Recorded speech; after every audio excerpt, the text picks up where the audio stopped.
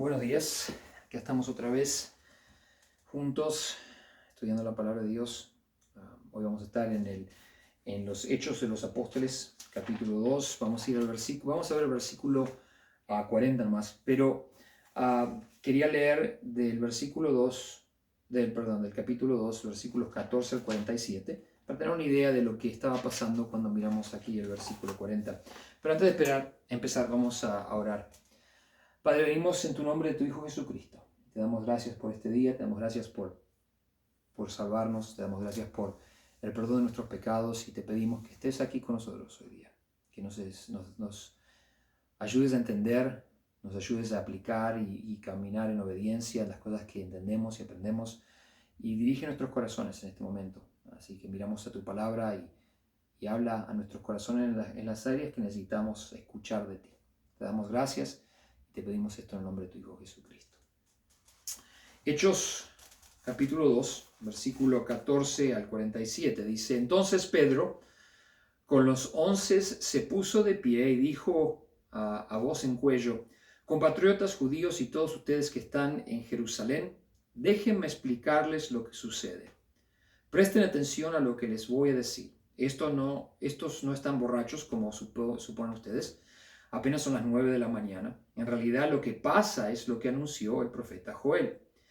Sucederá que en los últimos días, dice Dios, derramaré mi espíritu sobre el género humano. Los hijos y las hijas de ustedes profetizarán. Tendrás visiones los jóvenes y sueños los ancianos. En esos días derramaré mi espíritu aún sobre mis siervos y mis siervas y profetizarán. Arriba en el cielo y abajo en la tierra mostraré prodigios, sangre, fuego y nubes de humo. El sol se convertirá en tinieblas y la luna en sangre antes que llegue el día del Señor, día grande y esplendoroso. Y todo el que invoque el nombre del Señor será salvo. Pueblo de Israel, escuchen esto. Jesús de Nazaret fue un hombre acreditado por Dios ante ustedes con milagros, señales y prodigios, los cuales realizó Dios entre ustedes por medio de él, como bien lo saben. Este fue entregado según el determinado propósito y el previo conocimiento de Dios, y por medio de gente malvada, ustedes lo mataron clavándolo en la cruz. Sin embargo, Dios lo resucitó, librándolo de las angustias de la muerte, porque era imposible que la muerte lo mantuviera bajo su dominio. En efecto, David dijo él: veía yo al Señor siempre delante de mí, porque Él está a mi derecha para que no caiga. Por eso mi corazón se alegra y canta un gozo mi lengua, mi cuerpo también vivirá en esperanza. No dejarás que mi vida termine en el sepulcro. No permitirás que tu santo sufra corrupción. Me has dado a conocer los caminos de la vida. Me llenarás de alegría en tu presencia. Hermanos, permítanme hablarles con franqueza acerca del patriarca David, que murió y fue sepultado, y cuyo sepulcro está entre nosotros hasta el día de hoy. Era profeta y sabía que Dios le había prometido bajo juramento poner en el trono a uno de sus descendientes. Fue así como previó lo que iba a suceder, refiriéndose a la resurrección del Mesías, afirmó que Dios no dejaría que su vida terminara en el sepulcro ni que su fin fuera la corrupción. A este Jesús Dios lo resucitó y de ello todos nosotros somos testigos. Exaltado por el poder de Dios y habiendo recibido del Padre el Espíritu Santo prometido, ha derramado esto que ustedes ahora ven y oyen. David no subió al cielo y sin embargo declaró: dijo el Señor a mi Señor, siéntate a mi derecha hasta que ponga a tus enemigos por estrado de tus pies. Por tanto, sépalo bien todo Israel, que a este Jesús, a quien ustedes crucificaron, Dios lo ha hecho Señor y Mesías. Cuando oyeron esto, todos se sintieron profundamente conmovidos y le dijeron a Pedro y a los apóstoles: hermanos, ¿qué debemos hacer? Arrepiéntanse y bautice cada uno de ustedes en el nombre de Jesucristo para perdón de sus pecados, le contestó Pedro, y recibirán el don del Espíritu Santo. En efecto, la promesa es para ustedes, para sus hijos y para todos los extranjeros, es decir, para todos aquellos a quienes el Señor nuestro, a Dios, quiere llamar. Y con muchas otras razones les exhortaba insistentemente: sálvense de esta generación perversa. Así pues, los que recibieron su mensaje fueron bautizados, y aquel día se unieron a la iglesia unas 3.000 personas. Mantenían firme en la enseñanza de los apóstoles, en la comunión, en el partimiento del pan y en la oración. Todos estaban asombrados por los muchos prodigios y señales que realizaban los apóstoles. Todos los creyentes estaban juntos y tenían todo en común. Vendían sus propiedades y posesiones y compartían sus bienes entre sí según la necesidad de cada uno. No dejaban de reunirse en el templo ni un solo día.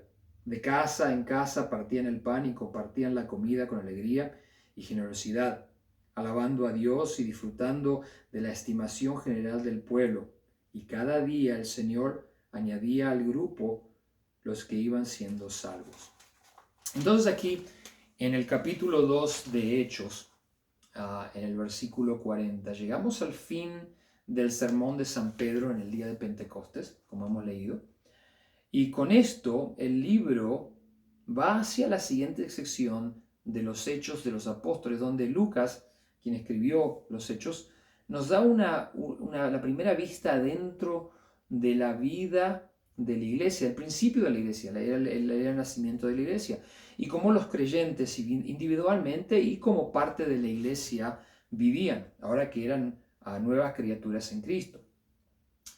Hay un cambio que sucede en la vida de toda persona que viene a Cristo. Hay un cambio de dirección, no se comportan de la misma forma que antes, pero ahora son dirigidos por Dios, mientras al mismo tiempo son transformados de día a día a la imagen de Cristo, a la imagen de Dios. Y cuando esto sucede, cuando una persona se entrega a Cristo como Señor y como Salvador, en ese momento hay un cambio drástico en la vida de esa persona. Ahora, el cambio no es necesariamente drástico en el cual otros lo pueden observar. No es un cambio exterior. Pero el cambio es drástico internamente, donde importa, en el corazón de la persona, empezando ahí. Y desde ese momento, eventualmente, si la entrega a Cristo es verdadera, entonces eventualmente ese cambio se va a demostrar hacia afuera y se va a demostrar completo en la vida de esa persona.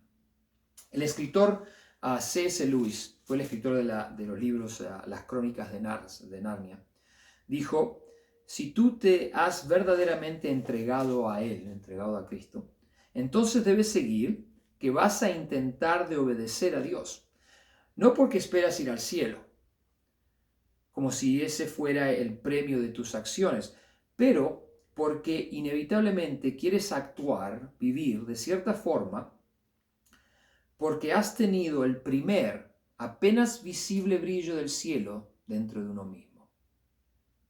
San Pablo nos dice en la segunda de Corintios, capítulo 5, versículo 14 al 17, porque el amor de Cristo nos constriñe, pensando esto, que si uno murió por todos, luego todos son muertos.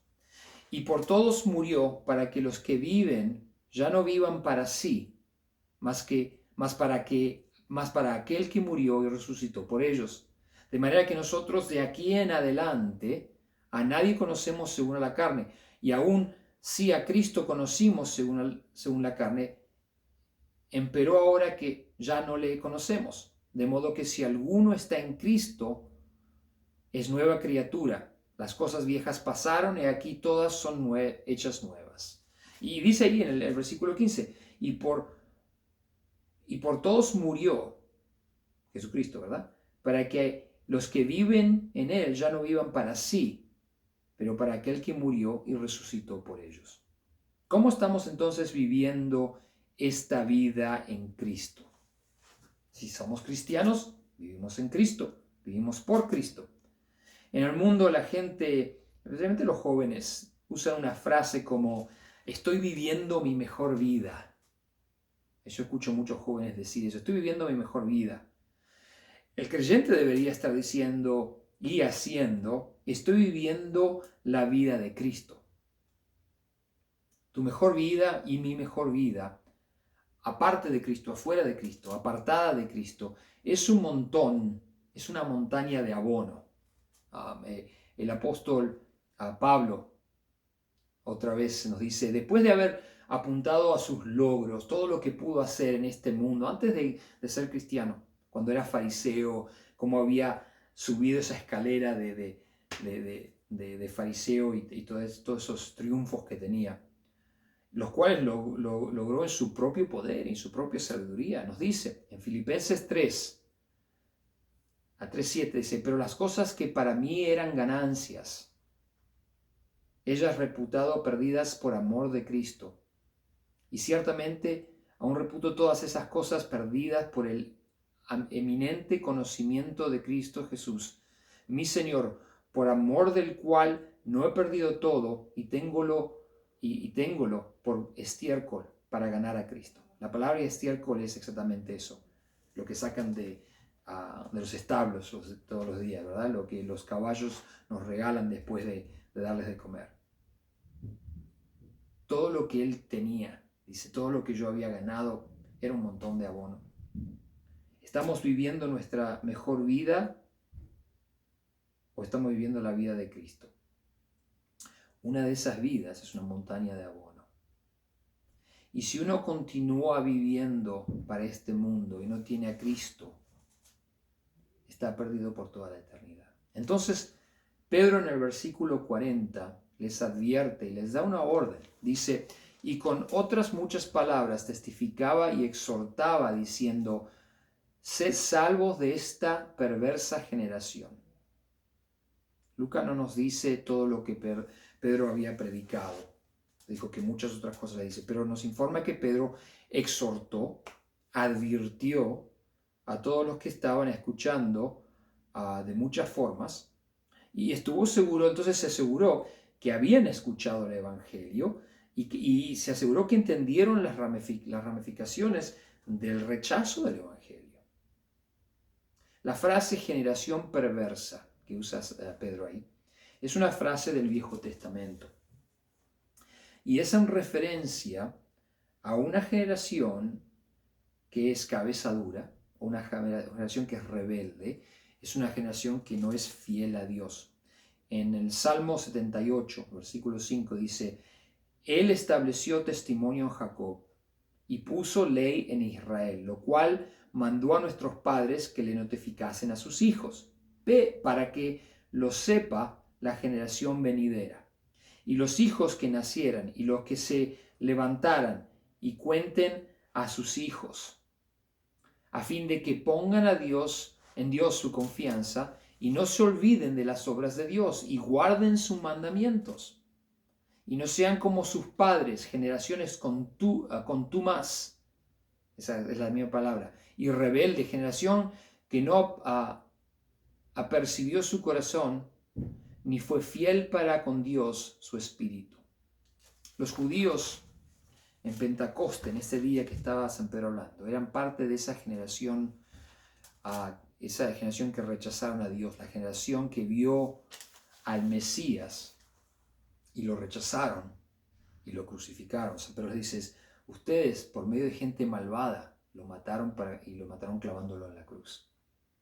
Pónganse a pensar que por los primeros 6 años después de la resurrección de Cristo, la primera iglesia, la iglesia estaba compuesta de judíos que conocieron a Jesús como Señor y Salvador, vinieron a Cristo, ¿verdad?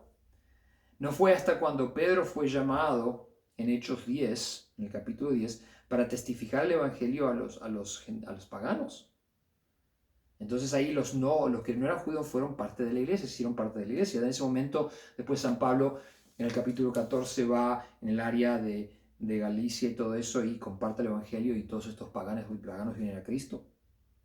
Y por eso Pedro les insiste que sean salvos de esa generación de rebeldes. Está hablando con judíos generalmente.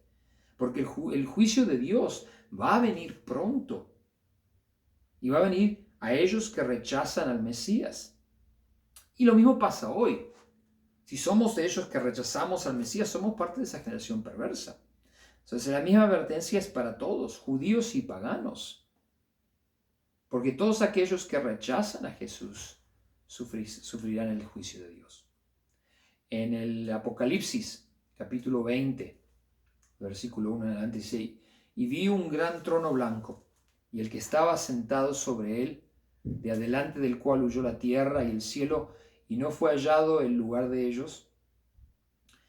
Y vi los muertos, grandes y pequeños, que estaban delante de Dios, y los libros fueron abiertos, y otro libro fue abierto, el cual es de la vida. Y fueron juzgados los muertos por las cosas que estaban escritas en los libros según sus obras. Y el mar dio a los muertos que estaban en él, y la muerte y el infierno dieron a los muertos que estaban en ellos. Y fue hecho juicio de cada uno según sus obras. Y el infierno y la muerte fueron lanzados en el lago de fuego. Esta es la muerte segunda. Y el que no fue hallado escrito en el libro de la vida fue lanzado en el lago de fuego. ¿Cómo es el nombre de una persona escrito en el libro de la vida? Por medio de Jesucristo.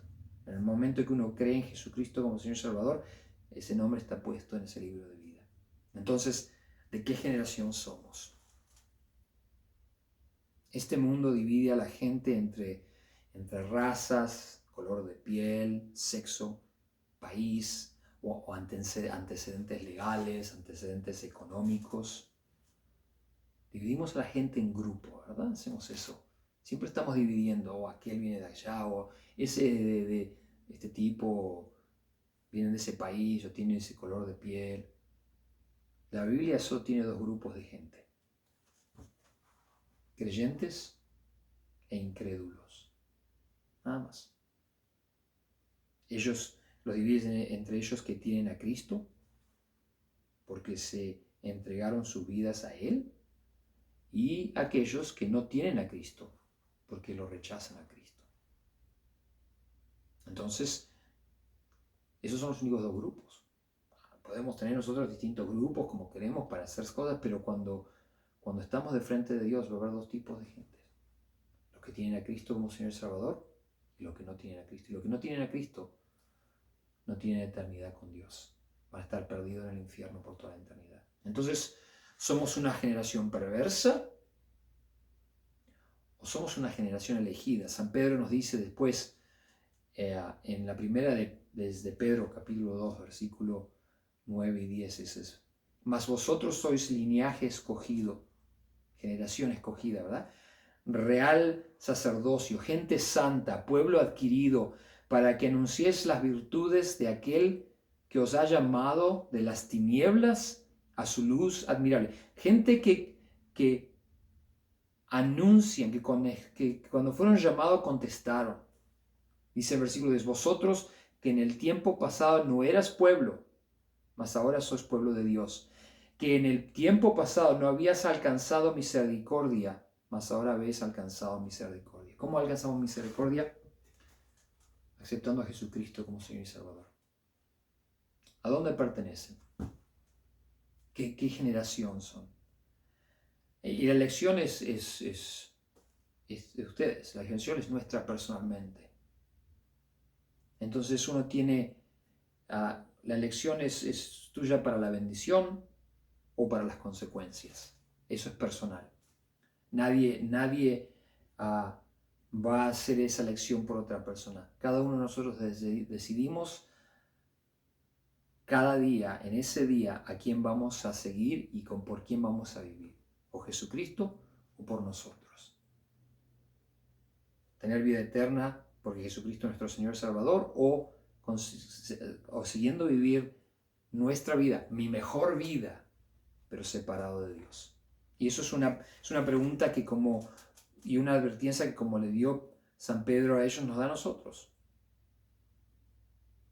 Sean salvos de esta perversa generación, porque esta generación que vive hoy rechazando a Cristo va a ser juzgada.